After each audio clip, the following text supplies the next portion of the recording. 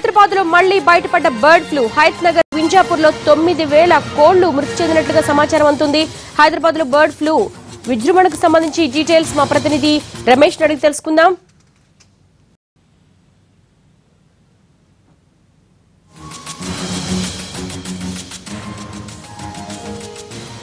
హైత్ నగర్ వింజాపూర్ లో 9,000 కోళ్లు మృతి చెందాయి. బర్డ్ ఫ్లూకు సంబంధించి మరింత సమాచారం మా ప్రతినిధి రమేష్ వాటిని అడుగుదాం. రమేష్, చెప్పండి, ఎక్కడ బయటపడింది బర్డ్ ఫ్లూ? అధికారులు ఏమంటున్నారు?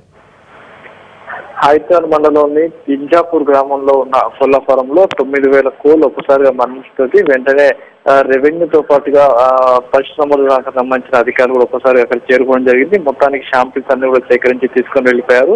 అయితే మొన్న ఏదైతే గత 15 రోజుల క్రితము తొర్రూరు గ్రామంలో, ఇదే గ్రామానికి సంబంధించి 2 కిలోమీటర్ల దగ్గరలో ఉన్న తొర్రూరు గ్రామంలో కూడా ఇదే మాదిరిగా పెద్ద ఎత్తున బర్డ్ ఫ్లూ రావడం జరిగింది. అక్కడ వచ్చిన తర్వాత కూడా ఈ చుట్టుపక్కల ఉన్న కోళ్ల ఫారం అధికారుల, కోళ్ల ఫారం సంబంధించిన యజమానులందరినీ కూడా వైద్యులు కావచ్చు అటు రెవెన్యూ అధికారులు అప్రమత్తం చేయడం జరిగింది.